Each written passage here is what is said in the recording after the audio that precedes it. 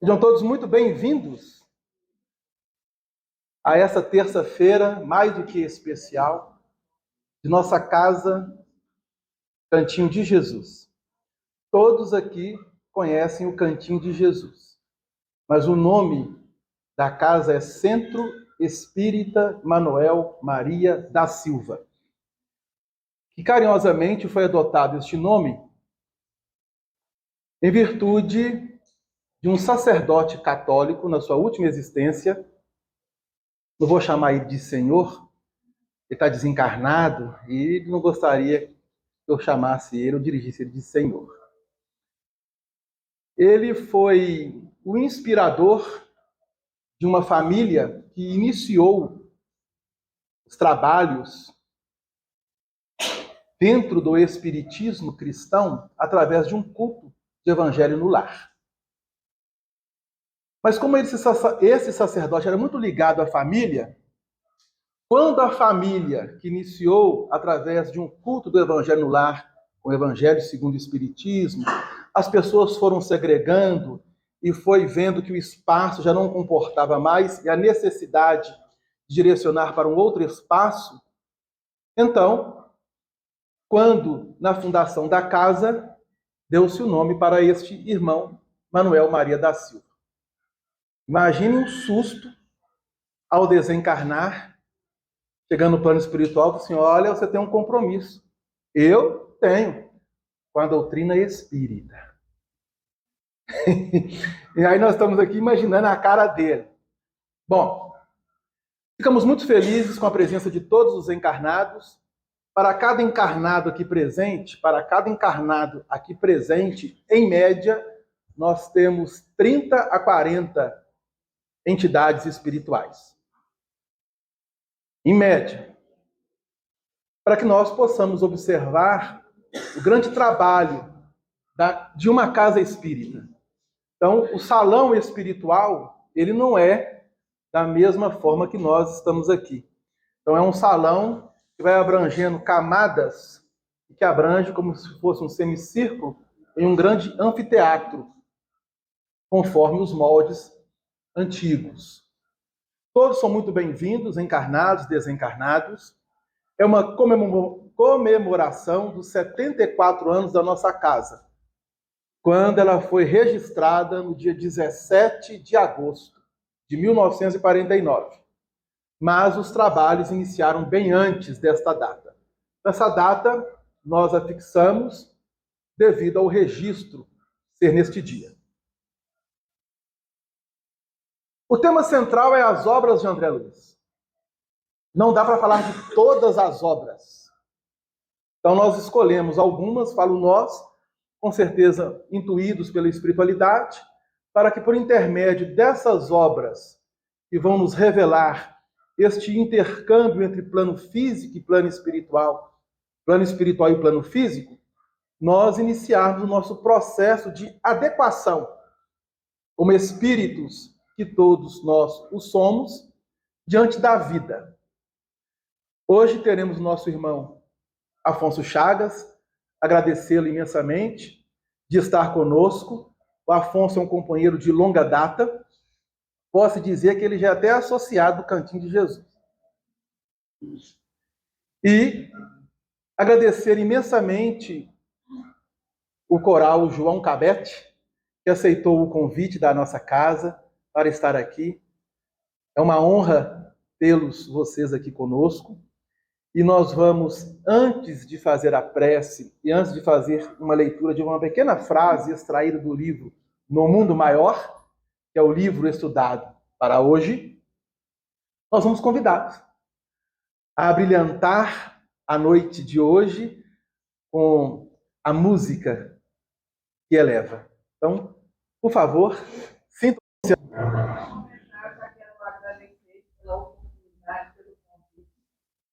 Nós já estivemos aqui há muitos anos atrás, bem antes da pandemia, muito tempo.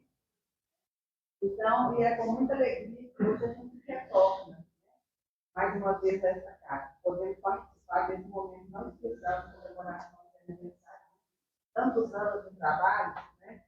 Temporada, então. Então, a gente vai apresentar algumas músicas do nosso repertório, tá bom? A gente vai começar com a competição.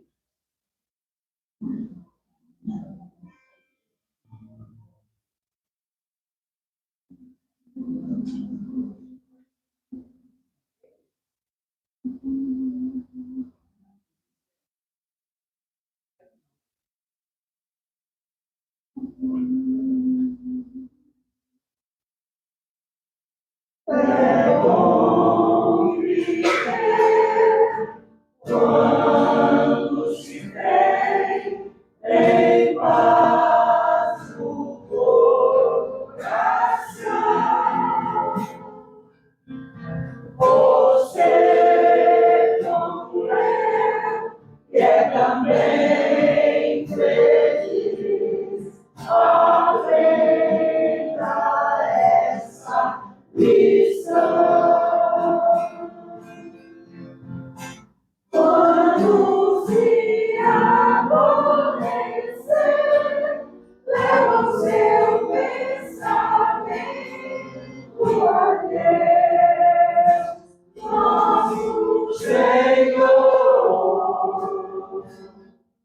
Põe um sorriso em cada dor e ajuda o seu irmão. Somente assim é que você verá como é bom então viver. Quando se tem a paz e o amor de Deus no coração.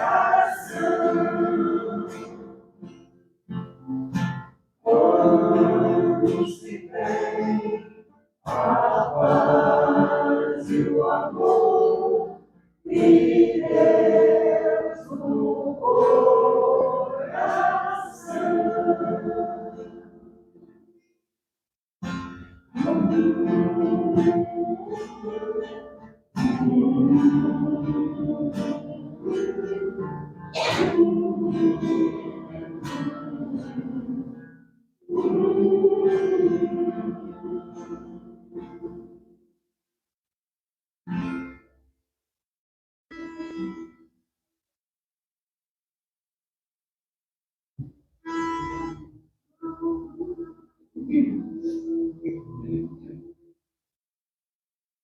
Uma palavra tão linda, já quase esquecida, me fez recordar. Contendo 7 letrinhas e todas juntinhas, se lê cativar.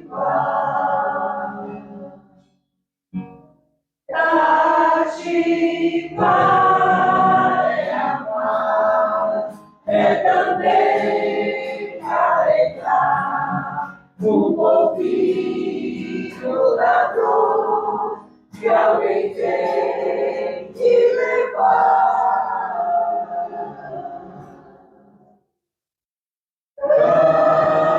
Castigo, disse alguém, braços fortes criou, responsável tu és pelo que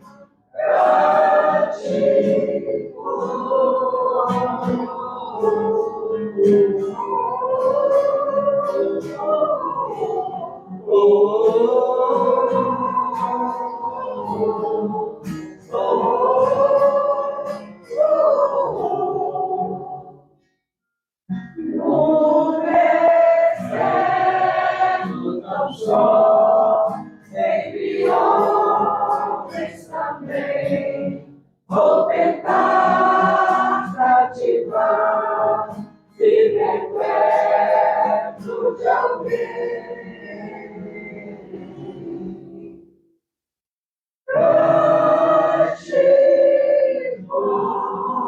Disse alguém, passos fortes, frio, responsável tu és, pelo que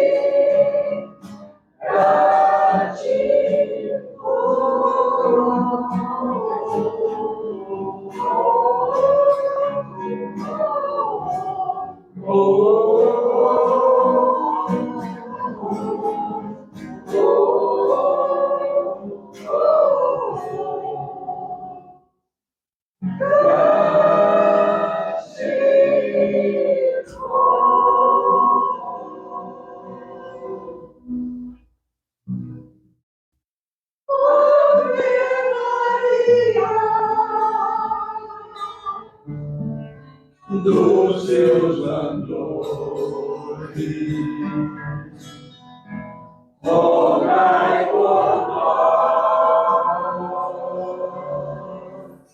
os pecadores.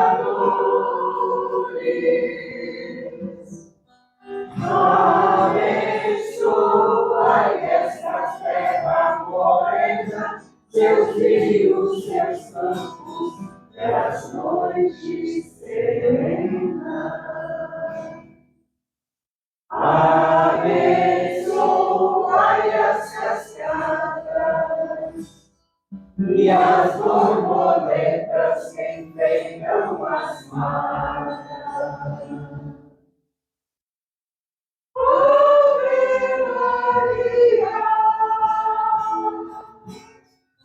Cremos em vós, Virgem Maria, rogai por nós. Ouvi as preces, murmúrios de luz, que aos céus ascendem e o vento conduz a vós, Virgem Maria, rogai por nós. Ave Maria, dos seus andores, rogai por nós, os pecadores.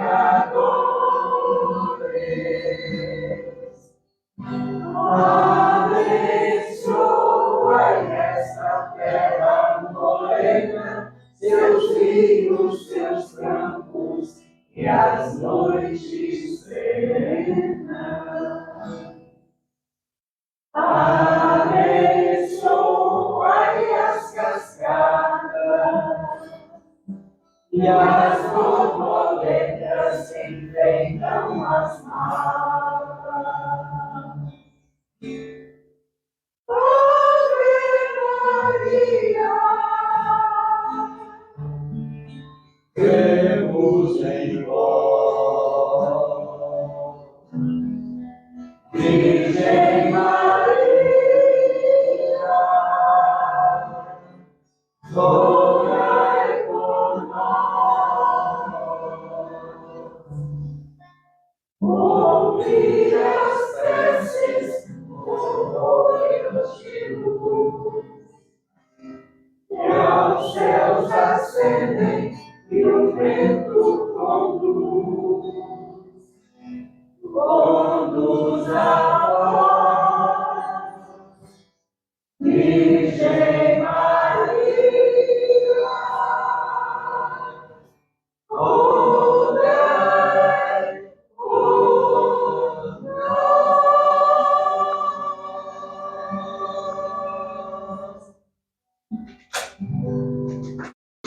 Nós vamos fazer o aniversário do cantinho musical. Só música. E realmente a música é algo divino. Agradecer imensamente a apresentação. Queremos bis no final. No capítulo 3, intitulado A Casa Mental, da obra No Mundo Maior, o irmão Calderaro, e neste livro ele está assessorando diretamente André Luiz, ele traz um ensinamento que nós devemos registrar com muito carinho. Abre aspas. O verbo gasto em serviços do bem é cimento divino para realizações imorredouras. Conversamos, pois, servindo aos nossos semelhantes de modo substancial, e nosso lucro será crescente. Fecha aspas. Calderaro, capítulo 3, a casa mental. Nós vamos, neste momento, serenar os nossos corações e agradecer imensamente a oportunidade a Jesus, nosso Mestre e Senhor, a toda a pleide de espíritos que, em seu nome, buscam trazer para toda a comunidade planetária, em todos os seus ambientes e dimensões espirituais, físicas, a espiritualidade, como processo de reajustamento de todos nós, espíritos ainda na terceira ordem da escala espírita, cuja importância deu o Livro dos Espíritos em nossas vidas, conforme a própria palavra dos espíritos superiores, divisa em nossa humanidade a trajetória de um planeta para uma nova era. A esta era, Senhor, que todos nós estamos aguardando, mas que na realidade, se nós não iniciarmos a nossa parte, se nós não cumprirmos com os nossos deveres, e se nós não aprendermos, conforme colocou o Calderaro, a conversarmos de forma digna, de forma que edifica, e pautar, através das nossas conversações, atitudes que corroboram com o pensamento cristão, dificilmente veremos a alvorada desta era. Mas a lei é de progresso. E a lei divina, embora tenha a participação de todos nós, espíritos encarnados e desencarnados, o que prevalece sempre, em toda parte, é a vontade de Deus. E segundo Jesus, nosso Mestre e Senhor, a vontade de Deus é que sigamos, degrau a degraus, nessa escada evolutiva, a um plano melhor, onde a fraternidade, a solidariedade, o amor será espontâneo em nossos pensamentos, em nossas palavras, em nossas ações.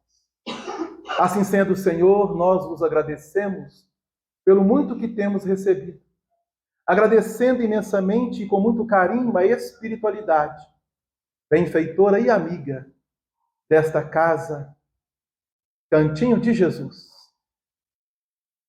A todos os seus trabalhadores, encarnados, desencarnados, e a todos os corações que, direto ou indiretamente, vinculados a esta casa, buscam doar de si mesmos o melhor em prol de uma humanidade mais feliz.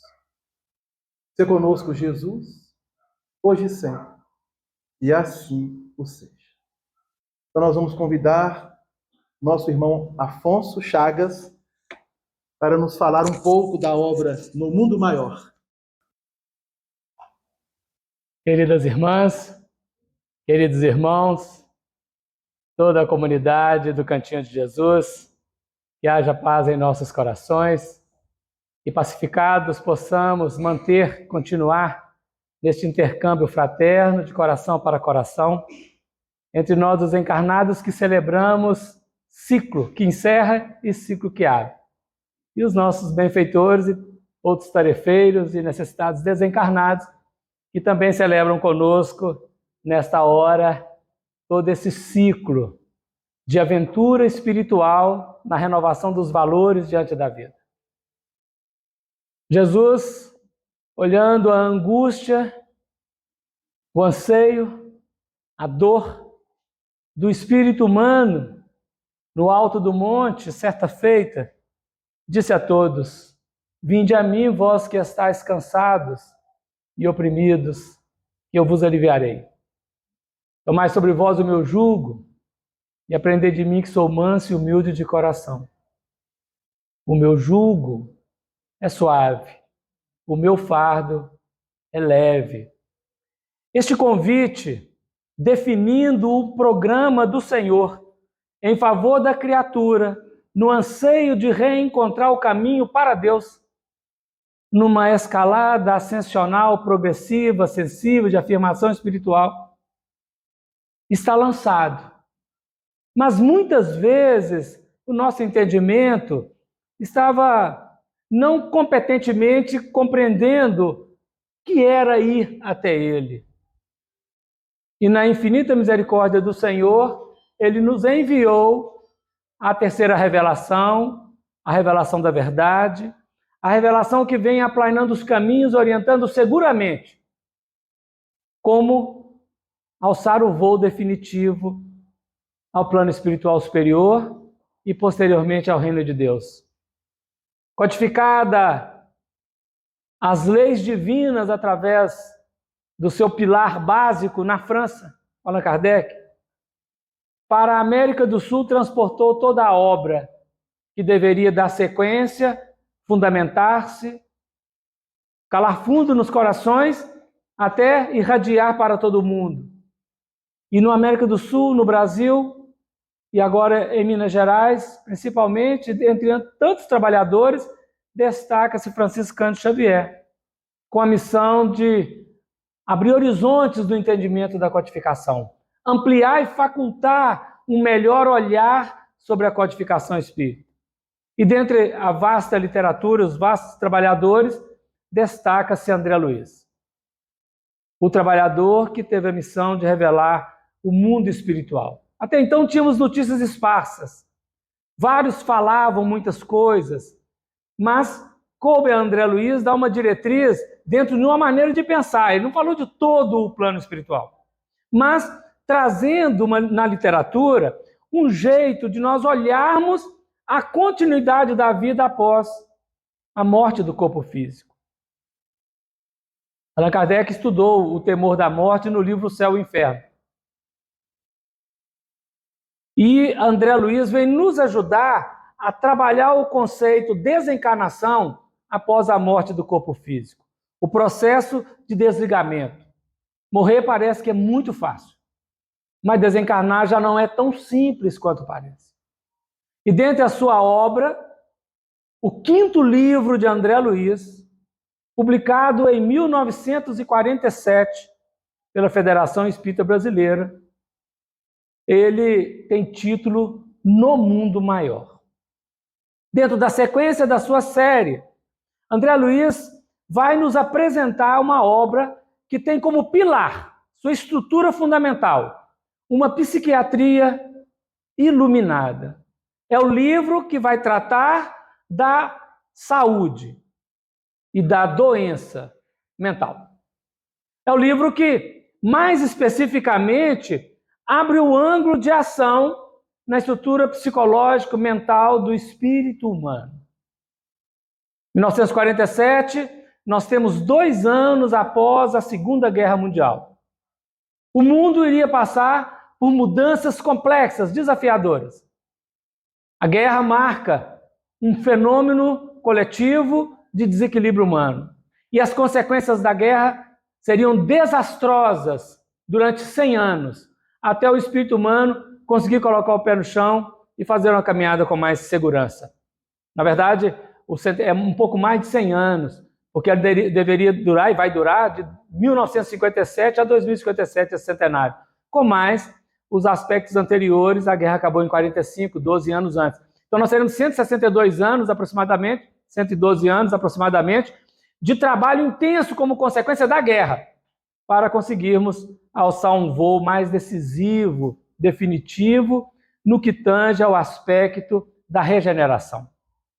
Tudo que vivemos hoje no planeta, do ponto de vista sociológico, da saúde psicológica, da enfermidade orgânica, do desequilíbrio sociológico, psicológico humano, ele é derivado das guerras até então. E agora, sendo chamado coletivo a se tratar. Já no livro Os Mensageiros, o instrutor Telésforo dava notícia desse movimento de intercâmbio entre o encarnado e o desencarnado de forma espontânea pelas linhas da telepatia. Ia gerar um quadro psíquico morbo, difícil de tratamento, consequências complexas do ponto de vista neuroquímico, mas mais ainda do ponto de vista espiritual, que é a depressão. E dela decorrendo toda uma outra série de fenômenos em caráter coletivo, sempre existiu, mas agora em caráter coletivo, em caráter de epidemia, chegando às raias da pandemia. E nesse livro, No Mundo Maior, nós teremos todo o bojo de orientação espiritual no que define o intercâmbio psíquico entre encarnado e desencarnado, e que dá norte, junto com todo o resto da obra de André Luiz, ao trabalho da Associação Médica Espírita, que procura estabelecer dentro do campo da psiquiatria, psicologia, um roteiro de trabalho para, além do tratamento médico, o tratamento espírita. O livro, todos os livros de André Luiz são prefaciados por Emmanuel. Emmanuel abre o prefácio do livro com o título Na Jornada Evolutiva. Ele faz uma avaliação de todo o processo da vida e da morte. Todos os dias desencarnam muitas pessoas, morrem muitas pessoas. E qual que é a localização desses tanto de gente que volta depois da sepultura para aquele ambiente que era chamado de céu, de inferno ou de purgatório? Onde localizar cada qual? As religiões não nos dão uma segura habilitação, uma segura sustentabilidade, não nos dão uma ideia exata. O Espiritismo abre o horizonte e André Luiz começa a nos explicar as consequências no mundo espiritual, o depois da morte, daquilo que foi a própria vida, abrindo um horizonte de entendimento. Então, Emmanuel, quando começa a trabalhar, ele faz o prefácio, abrindo este horizonte do que vem após a morte. Em 1950, 3 anos antes do lançamento deste livro, nós tínhamos corporificados no planeta 2 bilhões e 400 milhões de pessoas.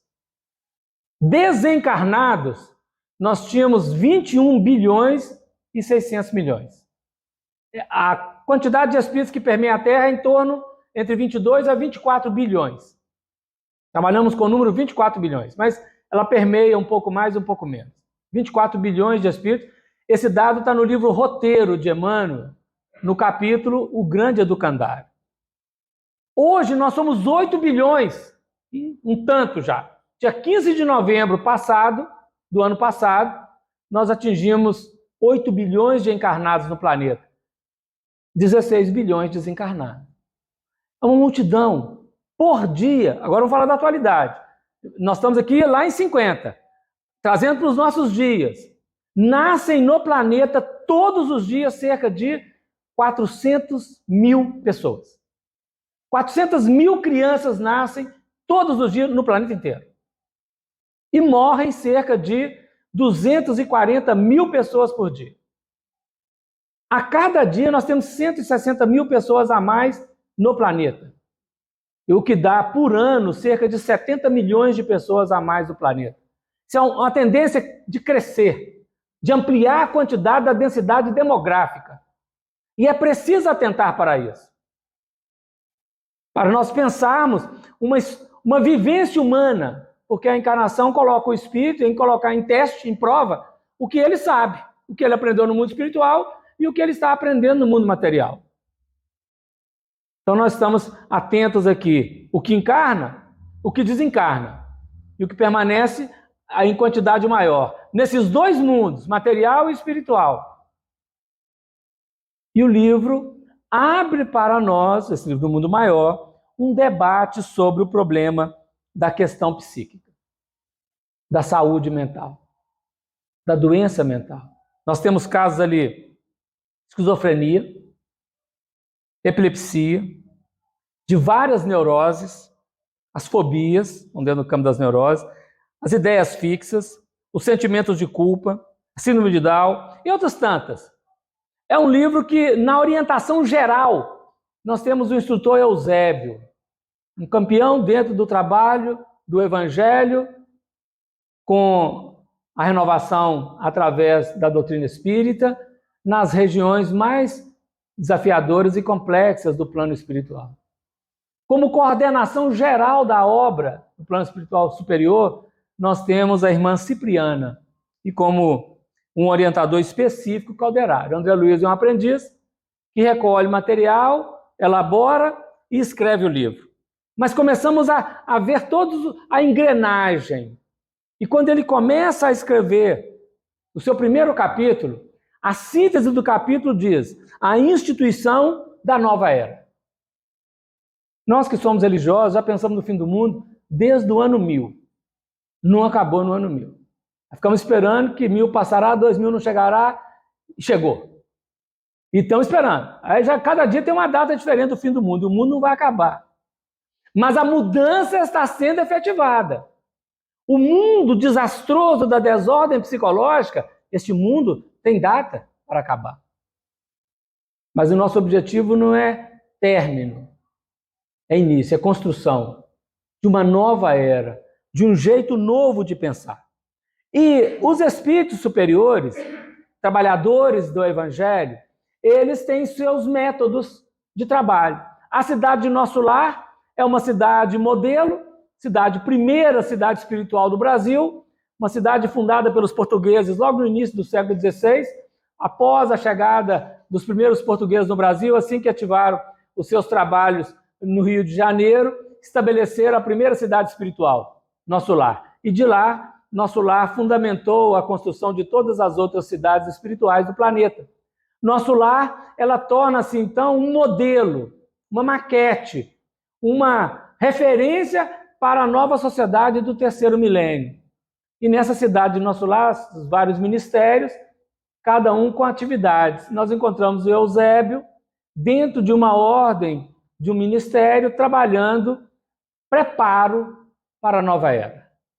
Ele, sabendo que é difícil para o espírito humano, no trânsito do sono físico, sair do corpo e aportar a cidade de Nosso Lar, muito difícil, porque tem que atravessar várias camadas de regiões umbralinas, vibrações densas, e a maioria de nós espíritos ainda imaturos não estamos competentemente adestrados para essa travessia tão saudável e tão fácil. Os instrutores vêm até nós. E Eusébio montou um pouso de atividade na crosta. Plano astral, mas na crosta. Onde ele lecionava àqueles que encarnados trabalhavam no espiritualismo. Não só no espiritismo, né? De uma maneira geral, no espiritualismo. Claro, especificamente, a maior parte espíritas, mas outras denominações dentro do espiritualismo que já estavam com a mente aberta fora do sectarismo religioso. Ele mantinha uma turma de cerca de 1.200 espíritos que aprendiam com ele, instituindo a nova era. Então, aqueles que encarnados tinham uma maior incumbência no plano da irradiação mental, da mediunidade, do compromisso educacional, do compromisso da tarefa, daqueles que, matriculados nas várias escolas espiritualistas, abriam a mente um pouco mais para lances futuros, eles estudavam com o instrutor Eusébio, uma vez por semana, talvez mais, dependendo das circunstâncias, no mundo astral. Dormia o corpo, desdobrava e assistia às preleções desse instrutor, às vezes outros instrutores. Era um curso de capacitação, capacitando o trabalhador para aprender a lidar com as energias psíquicas no mundo material e no mundo espiritual. E depois conseguir, naturalmente, irradiar essa onda na tarefa que ele está. Dentro da frequência espiritual que ele trabalha, seja no espiritismo ou em outra escola. Desses 1.200 alunos regularmente matriculados, 80% eram encarnados, 20% desencarnados. Ou seja, era uma escola essencialmente dedicada ao encarnado, o espírito que encarnava com tarefa definida para a nova era. Isso em 1947, a escola já tinha um tempo e continua. Se Eusébio reencarnar, outro assume, porque uma vez iniciada uma instituição, ela ganhou consistência, ela se mantém. Como no nosso caso aqui, 74 anos do Cantinho, os que começaram lá, alguns ainda estão encarnados. Não sei se tem alguém encarnado do início do primeiro dia. Tem? Maravilha! Porque está nascendo esse tanto de gente, mas a gente não está voltando, porque ninguém quer voltar para o mundo espiritual tão rápido não, né? 74 anos de atividade, não é? Maravilha, desde 1949. Então, e antes, já tinha coisa antes, né? Então, ele dedicava 80%, 960 espíritos encarnados e 240 desencarnados que compunham os tarefeiros que auxiliavam estes encarnados. E André Luiz, esse livro, e não só este, alguns livros de André Luiz, eles são produtos de um período de descanso. André Luiz tinha aqui uma semana de folga nos serviços habituais dele em nosso lar. Esse livro é o resultado de uma semana de atividade.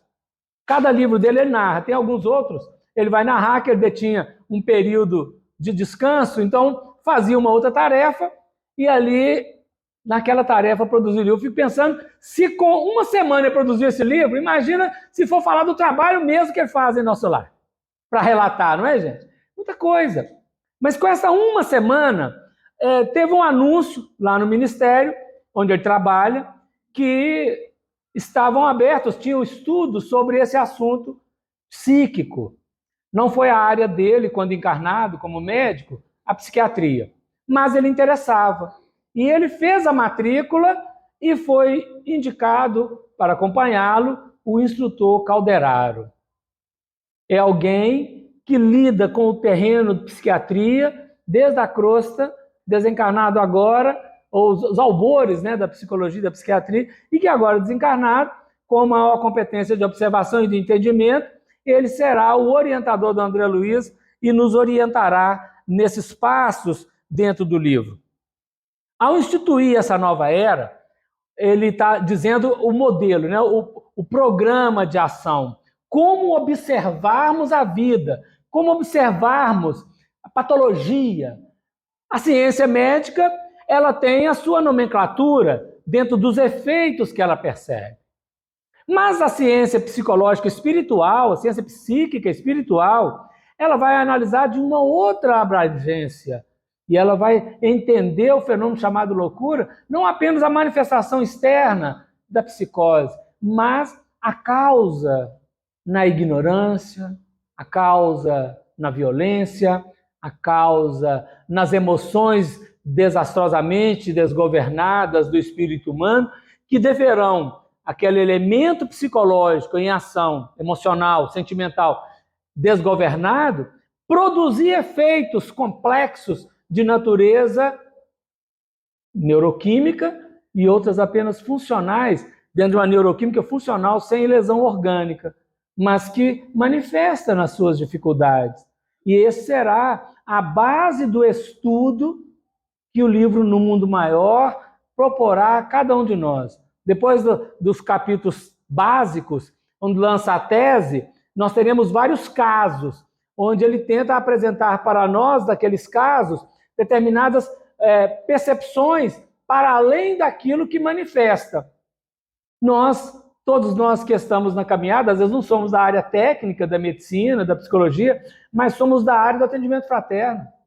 Somos da área do atendimento da reunião mediúnica, somos da área da tarefa espírita e estamos a cada dia acolhendo corações que necessitam de esclarecimento e que vêm até nós trazendo determinadas questões.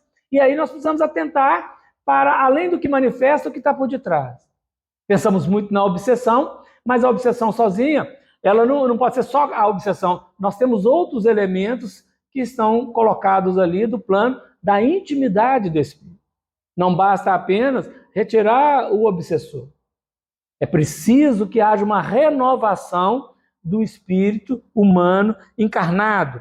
Então esse Eusébio, um instrutor de grandeza, ele acolhe André Luiz, é apresentado a André Luiz, o próprio Calderaro, André Luiz conheceu na véspera desse dia da reunião, e prepara-se para iniciar a reunião.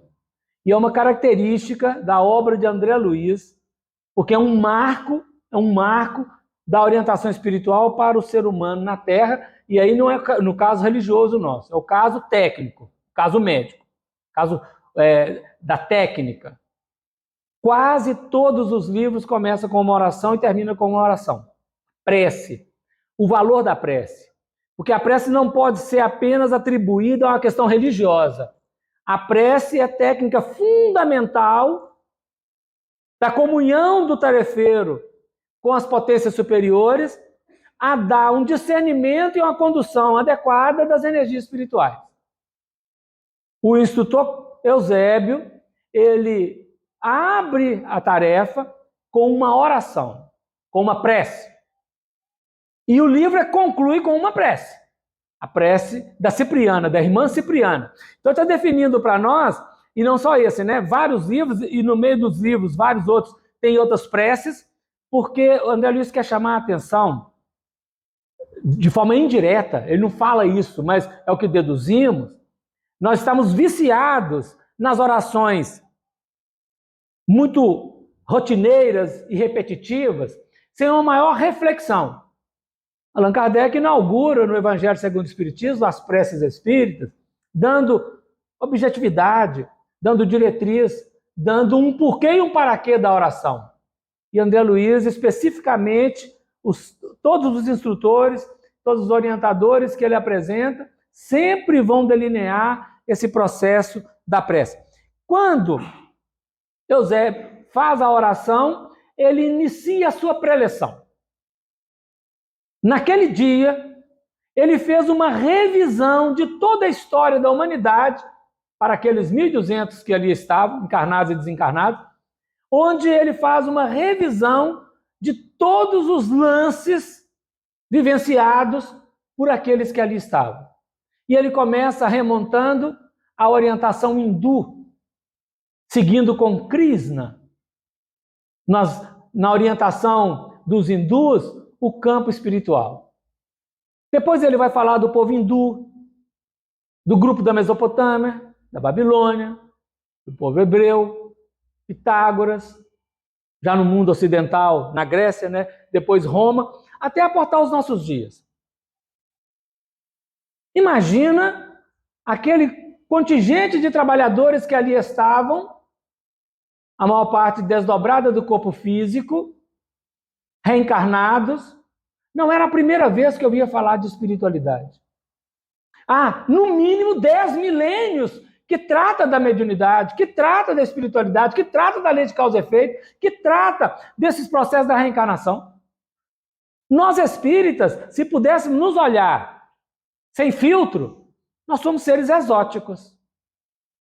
Há mais de 10 milênios nós, de maneira geral e de maneira específica, porque alguns mais específicos, outros mais geral, nós estamos tendo acesso a esse conteúdo espiritual. O Espírito, na atualidade, para ele é a última hora. Da Terra é a última hora, mas para o Espírito também.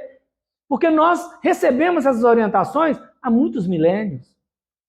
E isso não é para ficarmos entusiasmados demais, porque não fizemos muita coisa. E nem sofrer demais, porque temos perdido muito tempo. Mas é para reflexão. E ele começa dizendo, olha, começamos lá no Vale do Ganges, onde subíamos o alto do Himalaia para estudar a espiritualidade e descíamos no Vale do Ganges para entrar em guerra com os nossos irmãos.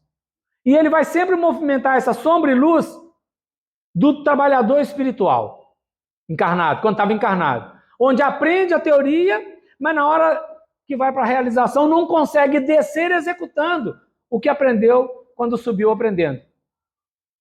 E deixa sair a guerra. As religiões fazem guerra até hoje. O Espiritismo é um clamor que Deus envia. Estou falando agora para nós, especificamente os espiritualistas, que é para a humanidade inteira, mas para nós, os espiritualistas. É um clamor em que Deus fala conosco. Estás sofisticado de conhecimento.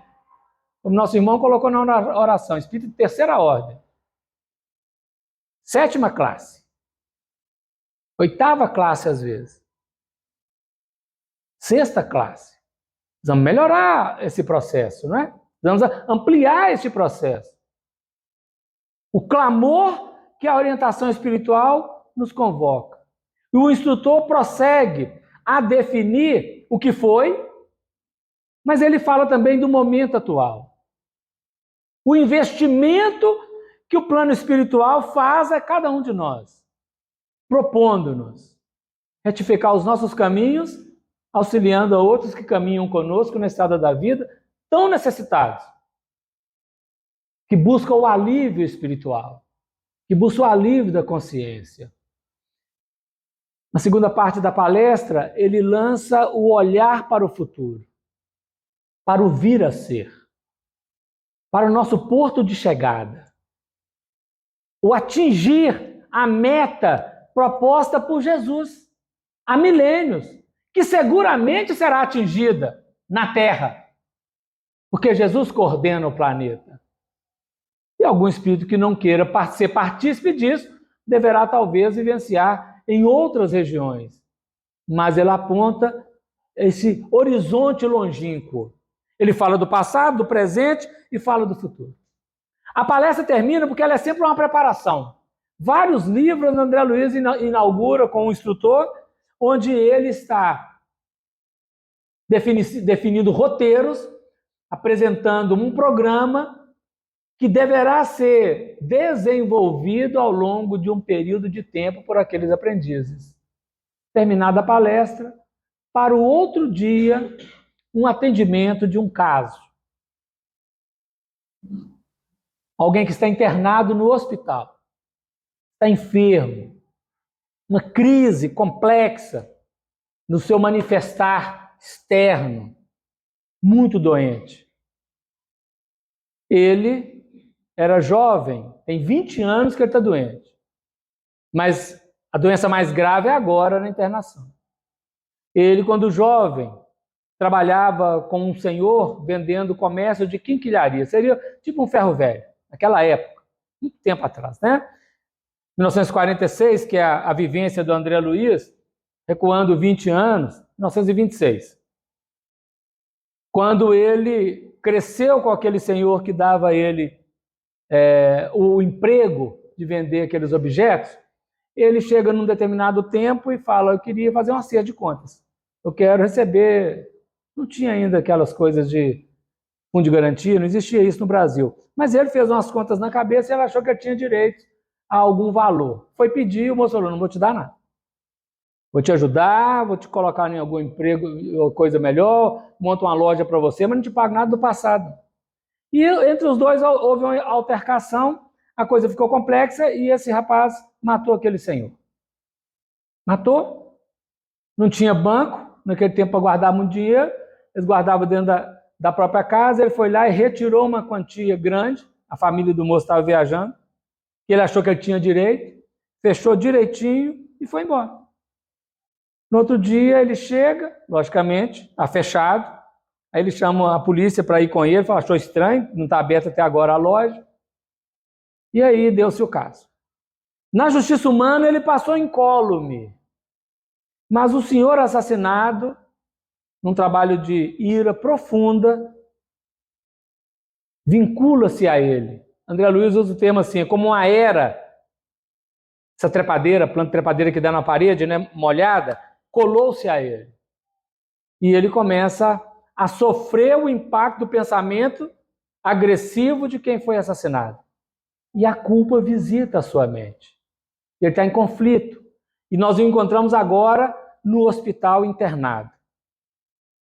Aí começa o estudo de todo o fundamento desse livro e de toda uma abrangência para o pensar de uma técnica terapêutica espírita.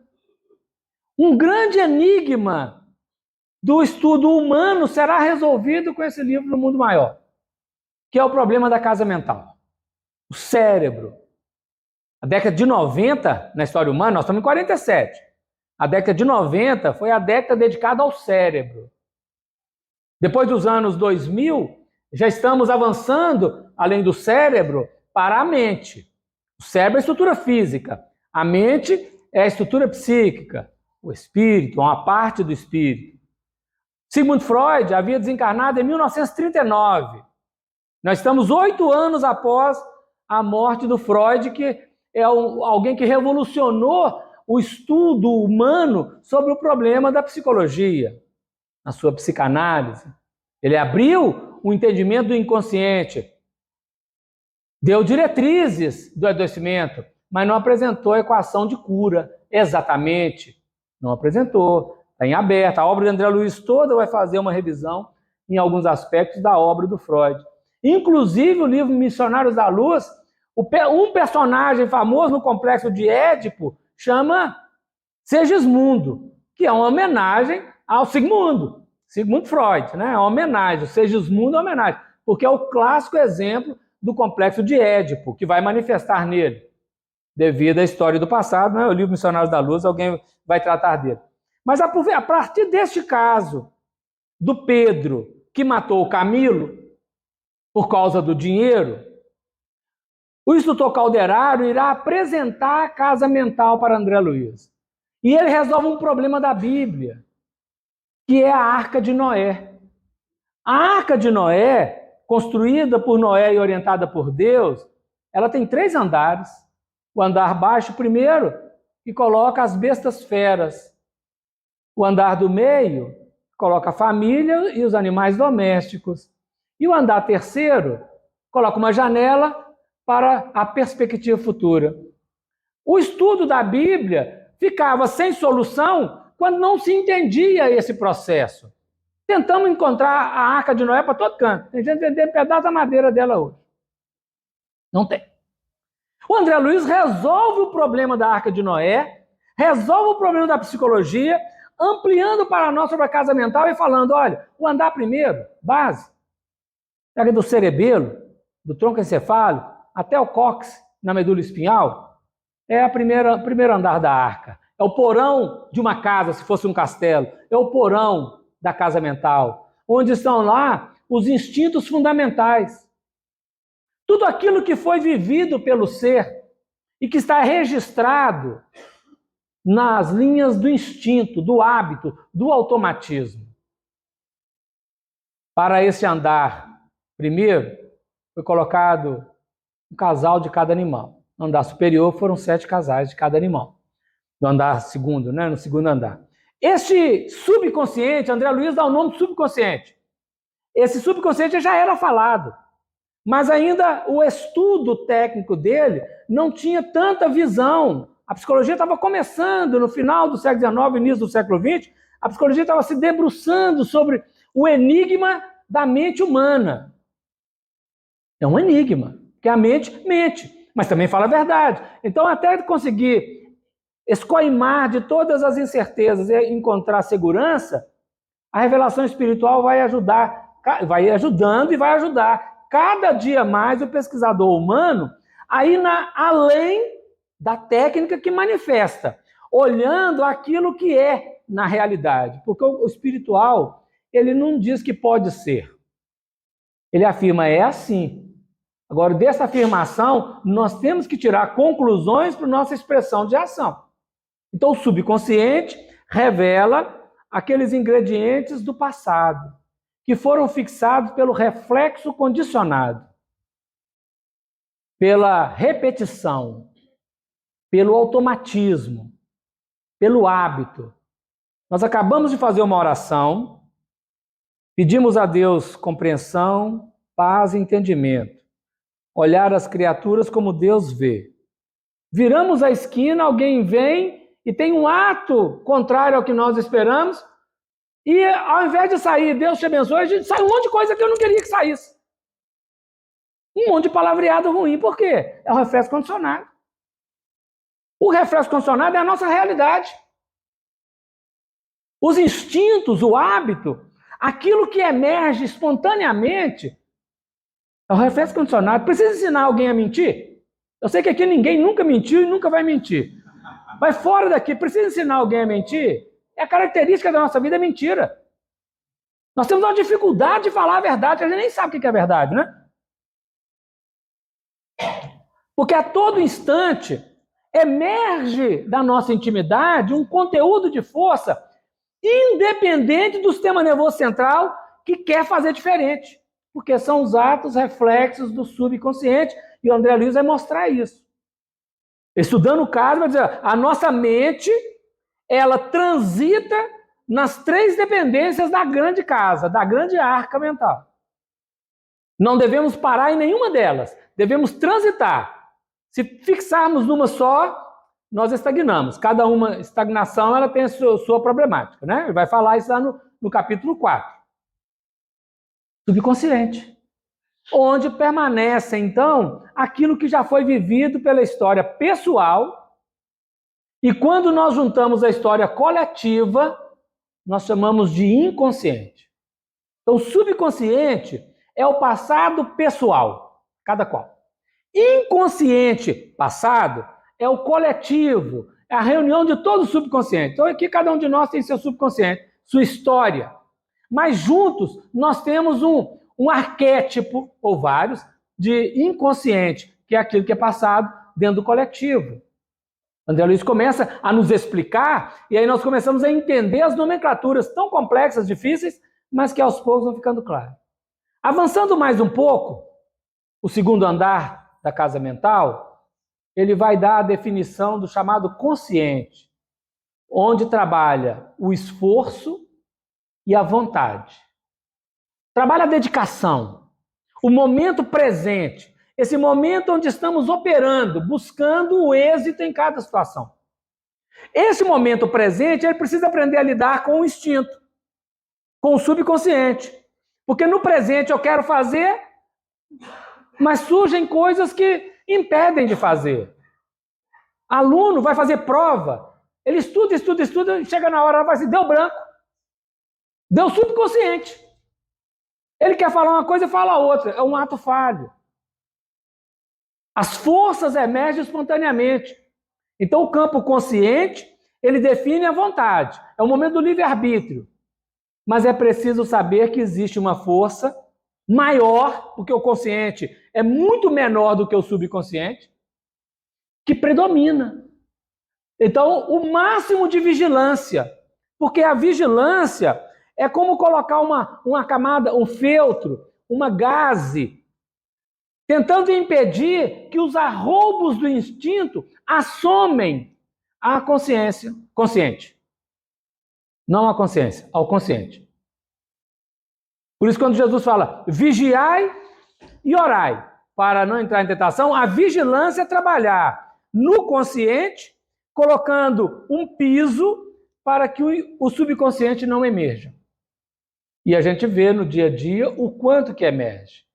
O quanto que na nossa relação queremos falar uma coisa e falamos outra. Queremos ter uma expressão bendita e às vezes saem coisas não tão benditas assim, ou muito ao contrário. Ele está nos explicando.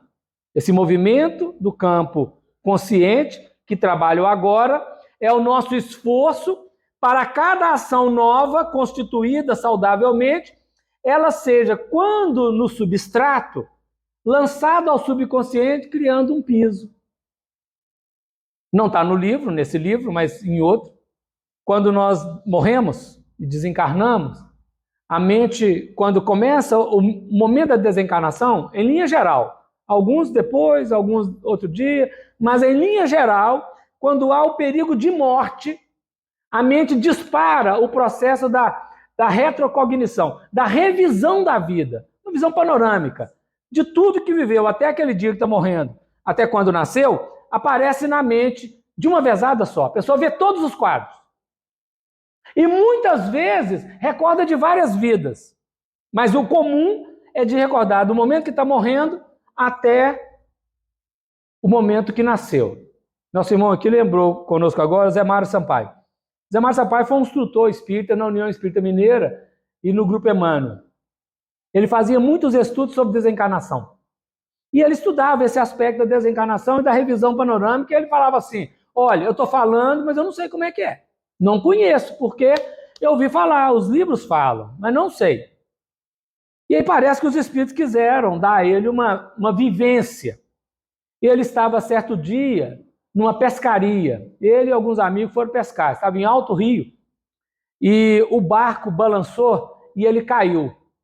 Quando ele caiu, ele não sentiu forças para poder nadar. E aí ele começou a afundar e ele pensou, vou morrer. Quando ele pensou, vou morrer, ele fez uma revisão da... Ele não fez. A mente fez uma revisão da vida integral, do nascimento, daquele momento até o nascimento. Aí, nessa hora, ele falou, não, é isso, entendi. Aí ele ganhou força, sabia nadar, voltou para a superfície e não morreu. Aí, a partir de então, quando ele ia contar, ele falou, agora eu já sei como é que fala. Eu não sou bobo nada, eu não quero saber como é que é isso, porque eu não quero passar por uma cena dessa, né? Então eu vou falar o que os outros estão falando e fica por isso, né? Cada um vai viver. Então, quando mais... Aí o que acontece quando nós estamos desencarnando? Nesse momento da revisão, faz uma síntese e transcreve tudo o que foi vivido para o subconsciente. Então, a cada morte, lançando valores novos, nós vamos colocando camadas sobrepostas àquelas forças mais antigas, onde predominava em nós a ignorância espiritual, predominava em nós a emoção distorcida, mas no trabalho do bem agora, garante um cimento, uma sustentação. O impulso mais profundo não emerge tão facilmente. Então, a cada dia, se pudermos lançar mais forças novas, construindo, neste momento agora, no momento da boa vontade, no momento do livre-arbítrio, do esforço, nós vamos garantindo um cimento para que os instintos mais primários do subconsciente não emerjam tão facilmente. Vão emergir, mas não tão facilmente. É uma técnica. E, ao mesmo tempo, André Luiz nos fala dos lobos frontais, o pré-córtex e os lobos frontais, onde estão ali, jazem, estão dormindo, estão quase mortos, as regiões do superconsciente.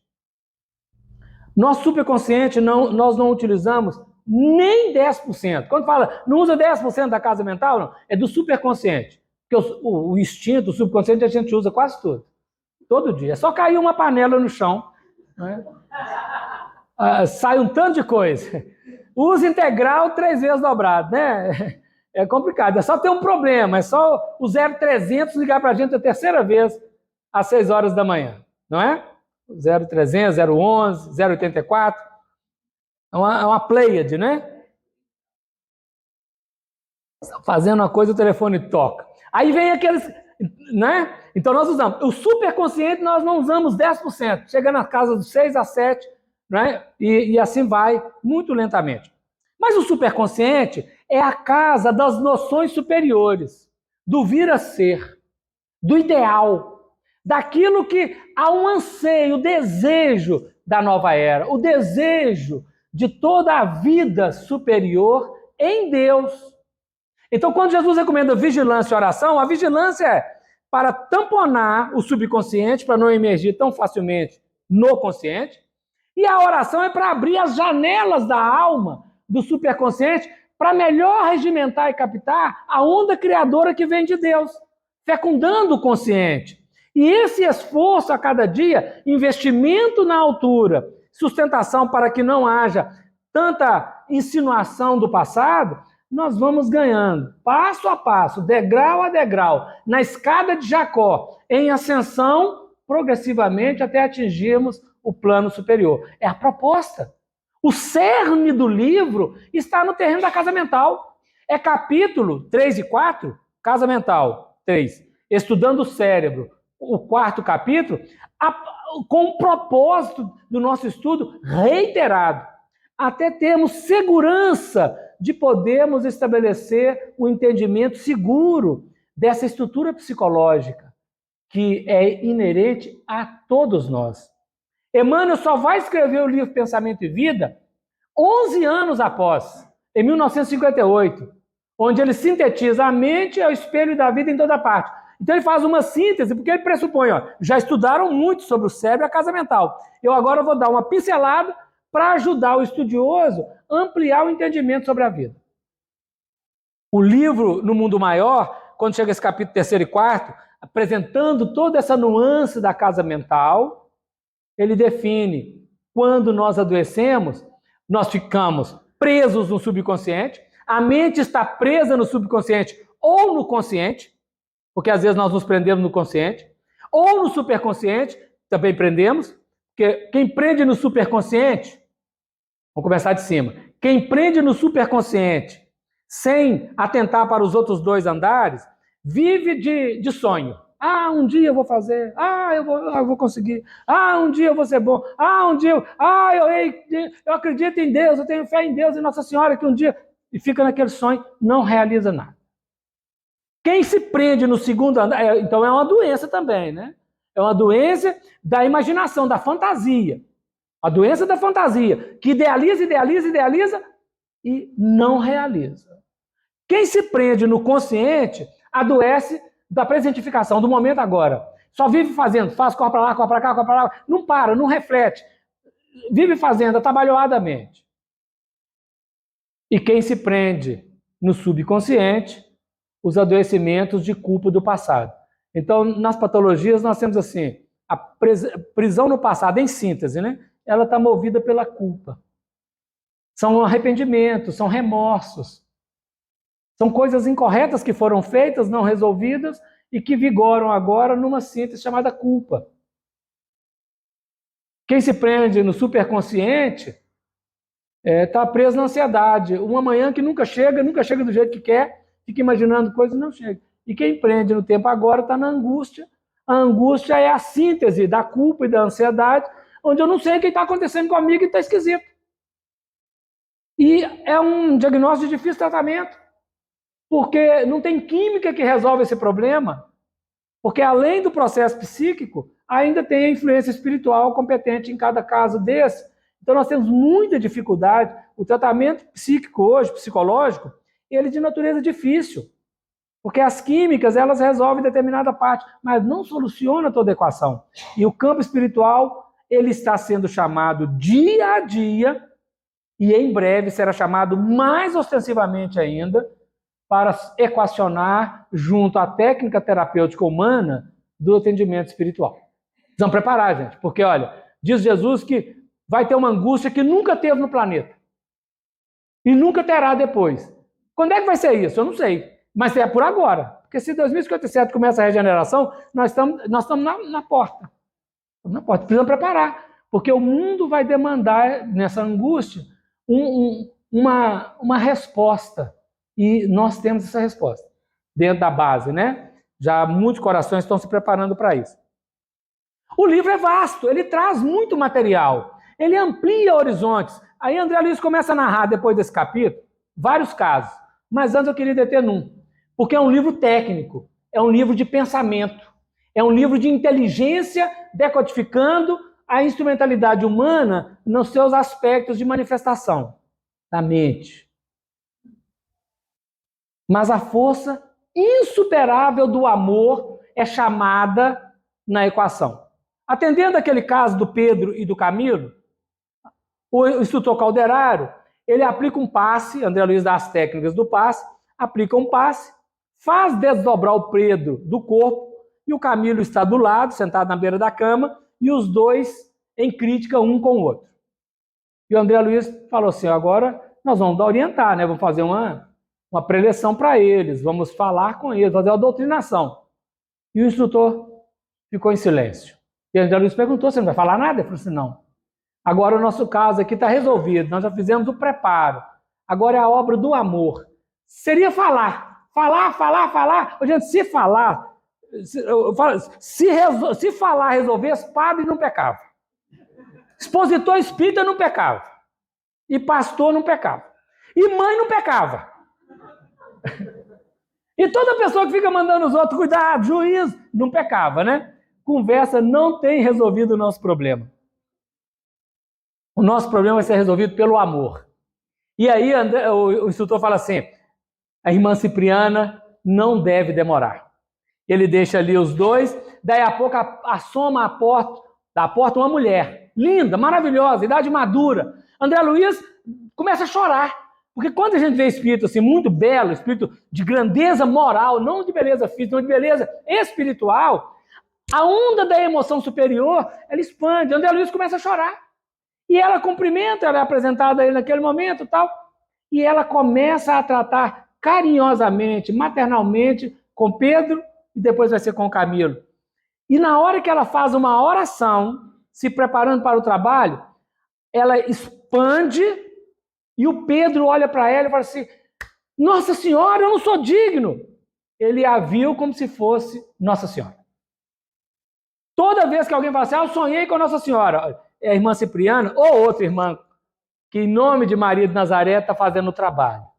E aí ela falou assim, eu não sou quem você julga que eu sou. Eu estou esforçando para um dia chegar na altura dela. Eu não posso tomar o lugar dela, mas estou no esforço. Mas a referencial é Maria de Nazaré. Então ela toma afeição da Madonna de Murilo. A Madonna de Murilo é a mãe de Jesus carregando o menino no colo. Linda, quando o Murilo pintou. Né? Então ela toma essa afeição e o Pedro, que a viu assim, ele começa a chorar. E ele pede perdão, ele fala, eu matei um homem, e começa a conversar, e ela vai orientando paulatinamente, depois ela vai orientar o Camilo, o trabalho começa a solucionar ali, naquele momento. Terapêutica do amor. A onda espiritual de quem fez, irradiando bênçãos para quem precisa aprender, desvinculando corações amarrados pelo ódio, amarrados pela vingança e pela culpa. Ali desfaz-se um processo. E aí nós temos a condução do livro, e eu quero deter aqui no capítulo 8º. O capítulo 8º trata de um caso de epilepsia. Não é uma epilepsia completa, clássica, é um caso epileptoide. Já estava em processo de cura. Mas o interessante não é o caso da doença.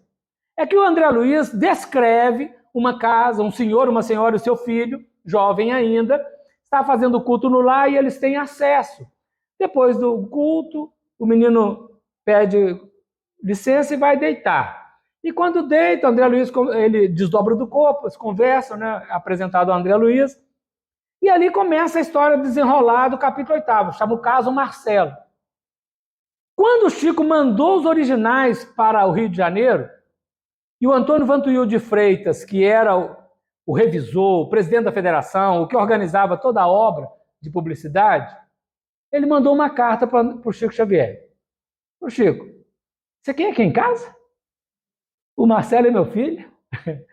Ele identificou pelo jeito que está descrito. Ele falou, esse aqui é o Marcelo. É o Zeus, né? O Zeus Vantuil de Freitas.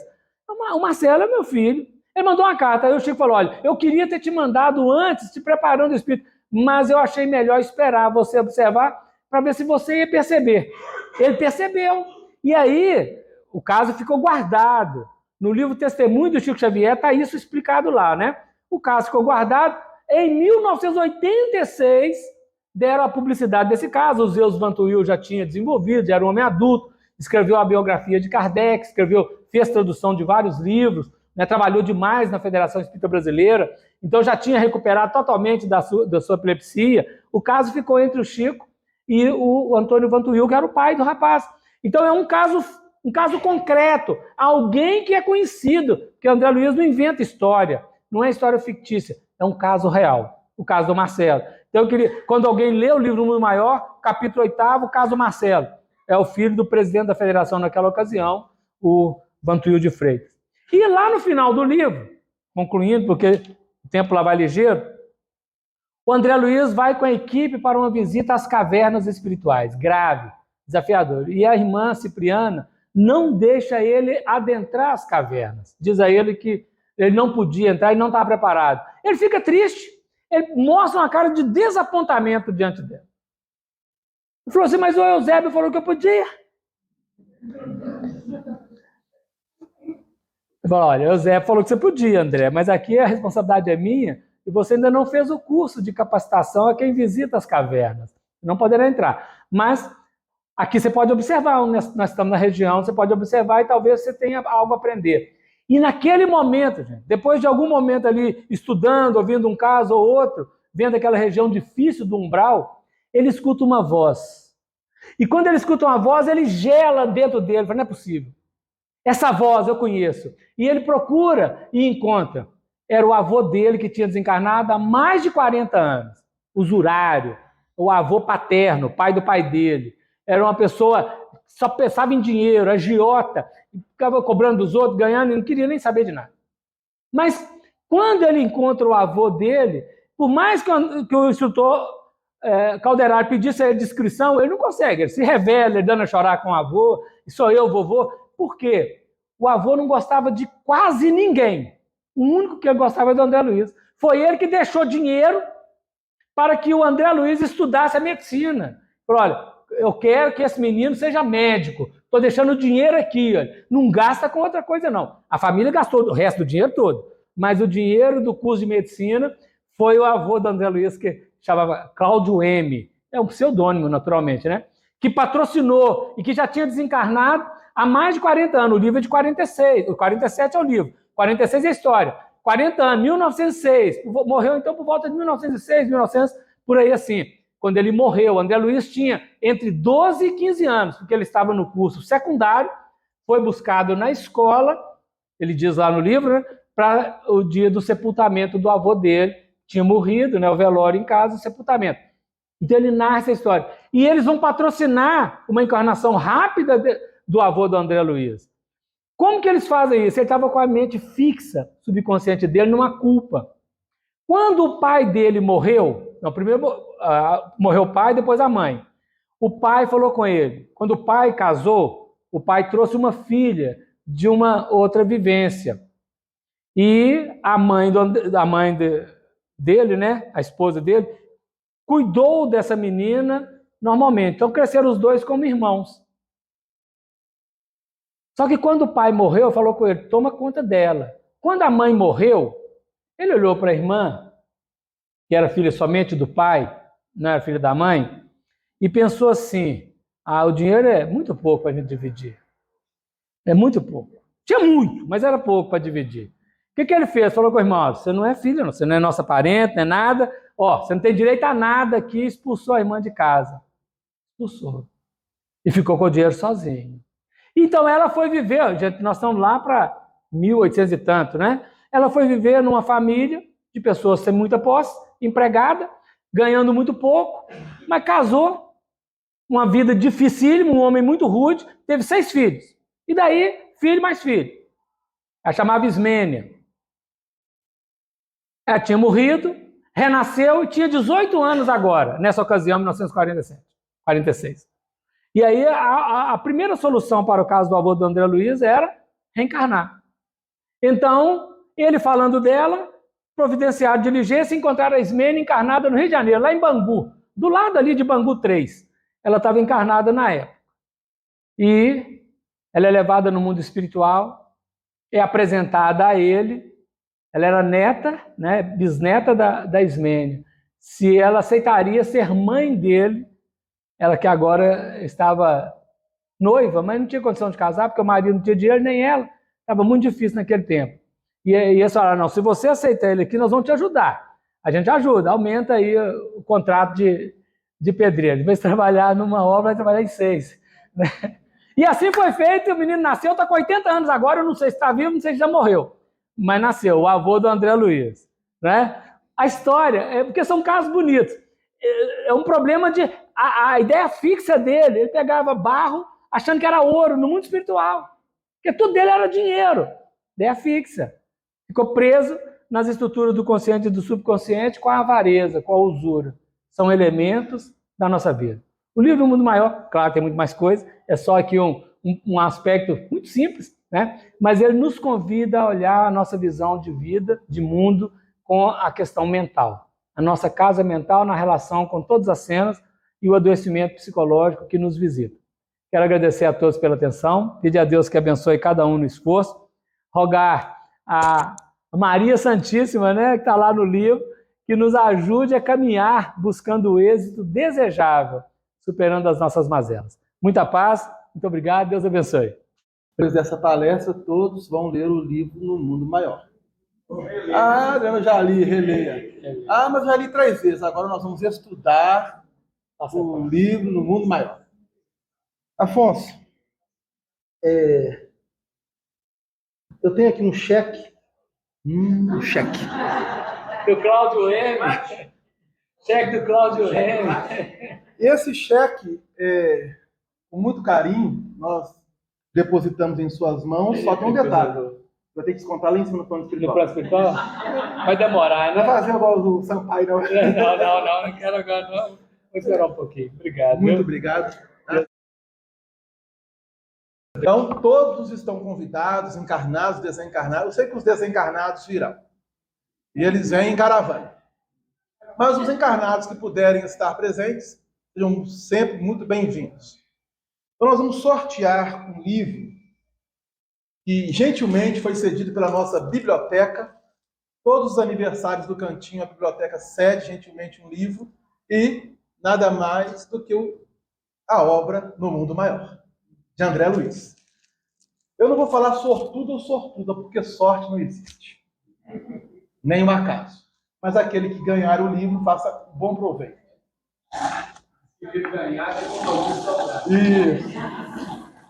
Então nós vamos girar aqui, né? Ver quem que vai ser a pessoa que irá.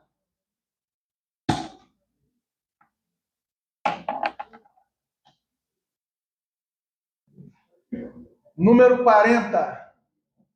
Número 40. Ah, Delano, quem que é o número 40? Vamos ver aqui agora.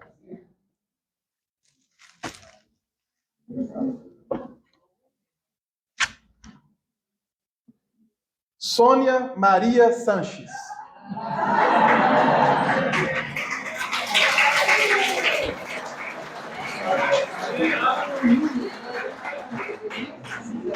Mais 40 anos, ele é no moral. Sônia Maria Sanches. E de antemão, vou presentear a Sônia um cheque, só que tem um detalhe, ela vai ter que dividir com você, sabe? Não vai fazer igual o avô do André Luiz. Sônia, primeiramente o cheque, uma honra termos vocês aqui, depois de tantos anos, né?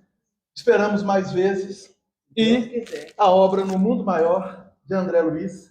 Eu ganhei alguma Que coisa. ótimo, que ótimo. Só um minutinho, Céu. Vamos tirar uma foto aqui? Só um minutinho. Atenção do trabalho que cada casa espírita, vamos abranger os tempos religiosos, mas especificamente a casa espírita, ela irradia para o mundo. Um dia, conversando com um amigo espiritual, e eu disse, aí não sei se foi intuição ou se foi de mim mesmo, que o trabalho que os templos religiosos e as casas espíritas realizaram e realizarão, a Covid, pela qual nós passamos, e ainda temos os efeitos, e ainda teremos, né, pela frente alguns desafios, se não fosse esse trabalho de irradiação, de preparação das casas espíritas, dos templos religiosos, a situação poderia ter sido um pouco pior. Um pouco pior. Então vamos nos conscientizar disso. Então nós vamos convidar o coral João Cavete para cantar para nós. E no final, nós vamos pedir para que todos permaneçam nos mesmos lugares, também o coral, e pedir uma pessoa da terça-feira que faça a prece final. Eu vou escolher, já escolhido, eu vou solicitar ao nosso irmão Nestor, que faça para nós a prece de fechamento.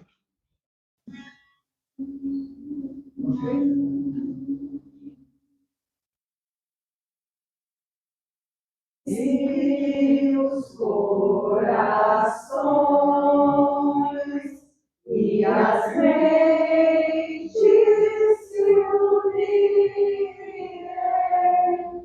num grande anel com a força da paz, a luz do amor que aquece as estrelas e a luz ilumina. A vida é tão breve que há tanto por fazer. Porque então matar e morrer? Crianças da África, crianças da América, crianças da Ásia, Europa e Brasil, crianças da terra, herdarão a paz.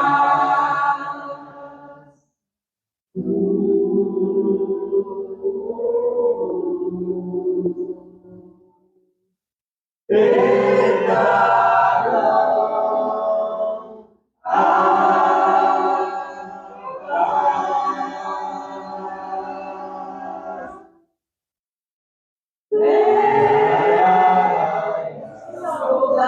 paz. Estou voltando as flores desta manhã tão linda, como é bonita a vida, a esperança ainda. As nuvens vão passando,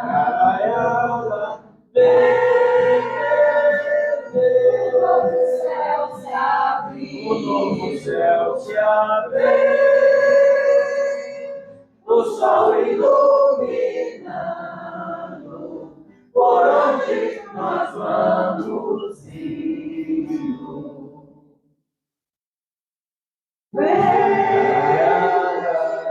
Estão voltando as flores desta manhã tão linda, como é bonita a vida, a esperança ainda. As nuvens vão passando,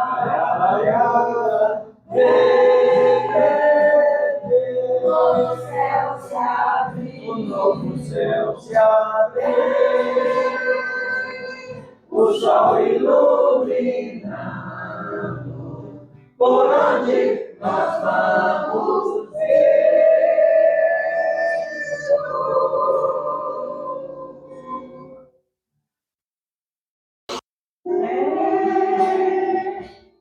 Quero dizer ao coração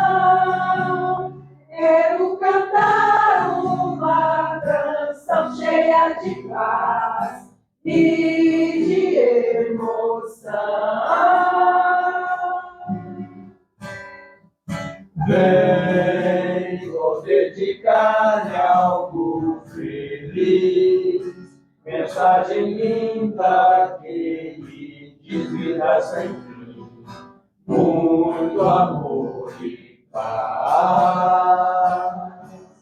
Amigos para sempre vamos ser você e eu, pra nunca mais haver discórdia entre nós dois. Felicidades e sorrisos sem rancor, amigos para sempre. E para sempre vamos ser você e eu, pra nunca mais haver discórdia entre nós dois. Felicidades e sorrisos sem rancor, amigos para sempre. Hoje ao despedirmos sem chorar, vamos dizer ao mundo, irmão, com forte voz e com devoção. Vamos ser irmãos e nunca mais falarmos em separação e nunca mais deixarmos de ser irmãos. Este momento ficará para lembrar nossos amores, nosso estudo e trabalhar, e recordá-los para sempre este prazer, amigos para sempre. Este momento ficará para lembrar nossos amores, nosso estudo e trabalhar, e recordá-los para sempre este prazer, amigos para sempre. E para sempre vamos ser você e eu, pra nunca mais haver discórdia entre nós dois. Felicidades e sorrisos sem amor, amigos para sempre. Amigos para sempre.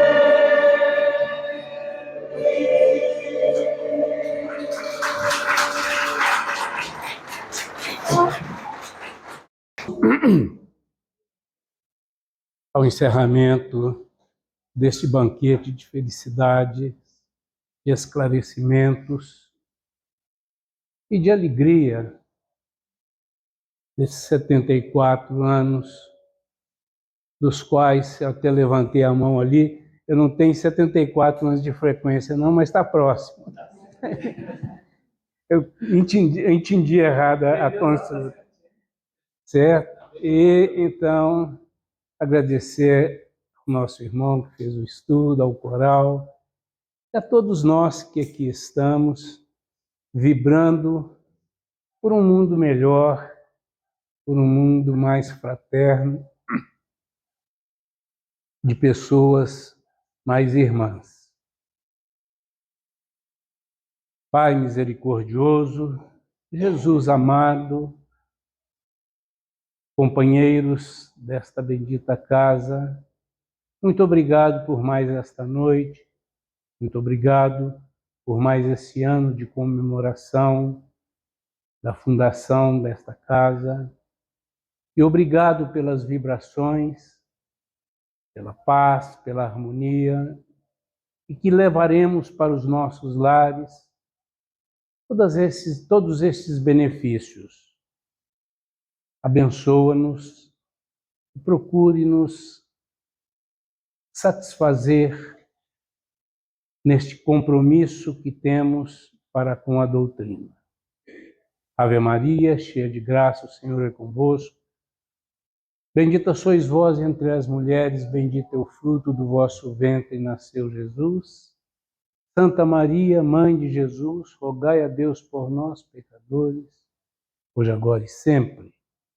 Pai nosso que estais nos céus, santificado seja o vosso nome. Venha a nós o vosso reino, seja feita a vossa vontade, assim na terra como no céu. Não nos deixe, Senhor, cair em novas faltas, mas livra-nos de todos os males. De vosso é o reino, o poder e a glória, para tudo sempre, pois nós estamos com Jesus, Jesus conosco está. Nós estando com Jesus, contra nós ninguém estará. Uma boa noite a todos e vamos com Deus.